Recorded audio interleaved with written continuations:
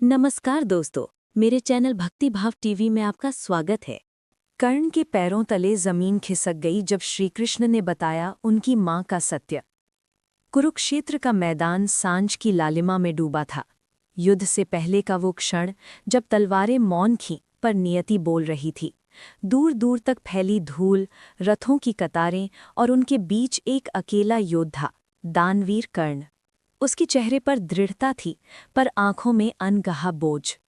उसी क्षण यदुवंशी केशव, श्रीकृष्ण रथ से उतरे। उनके कदमों की ध्वनि जैसे समय की धड़कन बन गई। कर्ण ने पलटकर देखा, दोनों की दृष्टियां टकराईं। ये साधारण भेंट नहीं थी, ये सत्य और नियति का साक्षात्कार था। एक कुरुक्षेत्र से पहले एक मौन संवाद। कृष्ण मुस्कुराए, पर उस मुस्कान में करुणा थी।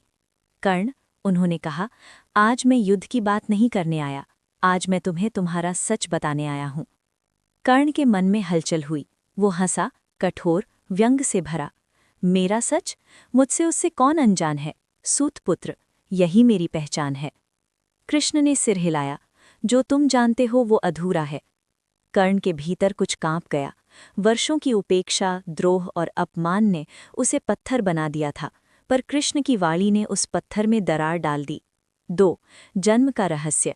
जब समय ठहर गया, कृष्ण बोले, कर्ण, तुम सूतपुत्र नहीं, तुम हस्तिनापुर की राजकुमारी के पुत्र हो। तुम कुंती के ज्येष्ठ पुत्र हो। ये वाक्य जैसे वज्र बनकर गिरा। कर्ण के पैरों तले जमीन खिसक गई। ये असंभव है, उसकी आवाज कांप गई। कृष्ण ने शांत स्वर में कहा, तुम्हारा जन्म सूर्य देव के वरदान से हुआ। तुम्हें कवच कुंडल मिले, दैवीय सुरक्षा। भय से कुंती ने तुम्हें त्यागा, एक टोकरी में रखकर गंगा में प्रवाहित कर दिया।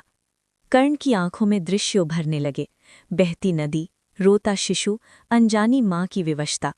उसका हृदय चीख उठा, तो मेरी माँ मुझे त्याग गई? 3 माँ, दोष या विवशता? कृष्ण ने उसके कंधे पर हाथ रखा। कर्ण, त्याग और अपराध में अंतर होता है।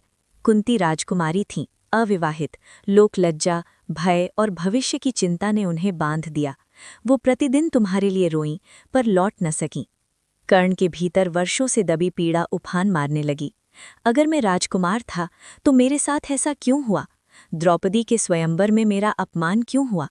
अर्जुन के सामने मुझे नीचा क्यों दिखाया गया? कृष्ण ने उत्तर दिया, क्योंकि संसार अक्सर जन्म नहीं, घोषणा देखता है। सत्य छिपा रहे तो न्याय अंधा हो जाता है।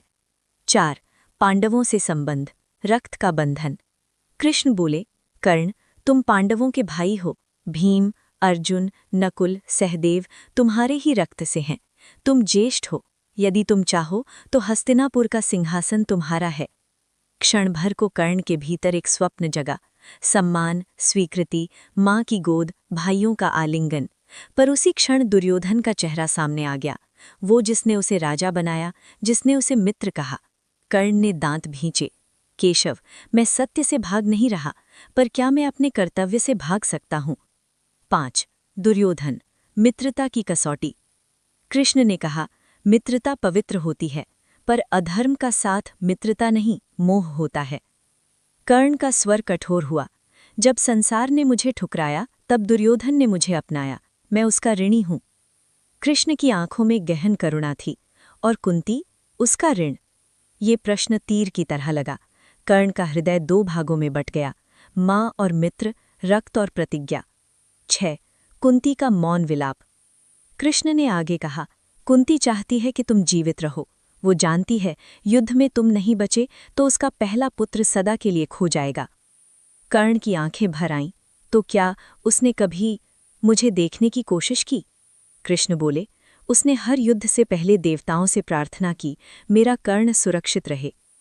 कर्ण का कठोर कवच पिघलने लगा, वर्षों का क्रोध आंसुओं में बदलने लगा। 7 कर्ण का निर्णय, नियति का स्वीकार। कर्ण ने गहरी सांस ली। केशव, अब सत्य जानकर मेरा धर्म और कठिन हो गया है। मैं पांडवों से युद्ध नहीं चाहता, पर दुर्योधन का साथ छोड़ भी नहीं सकता। कृष्ण ने कहा, तो एक वर मांगो।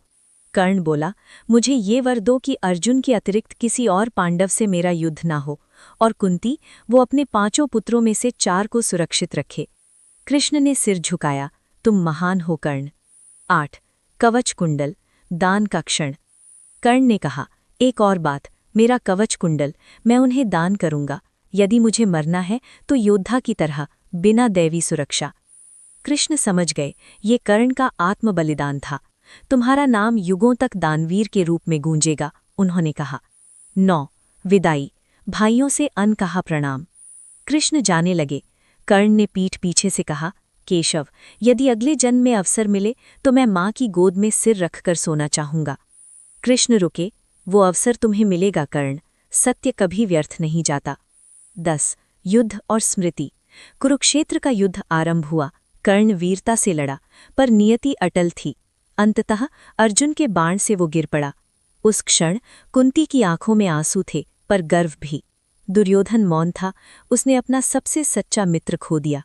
और कृष्ण, वे जानते थे कि संसार ने एक महान आत्मा को विदा किया है। 11. सत्य का भार। जब श्रीकृष्ण ने कर्ण को उसकी माँ के बारे में बताया तो कर्ण के पैरों तले जमीन इसलिए खिसकी क्योंकि वो केवल जन्म का रहस्य नहीं, वो पहचान का पुनर्जन्म था। कर्ण ने सत्य जाना, पर अपने धर्म से नहीं डिगा। इसीलिए वो केवल एक योद्धा नहीं, एक आदर्श है। तो दोस्तों, वीडियो कैसी लगी कमेंट करके ज़रूर बताएं।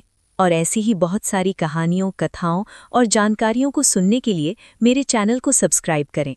धन्यवाद।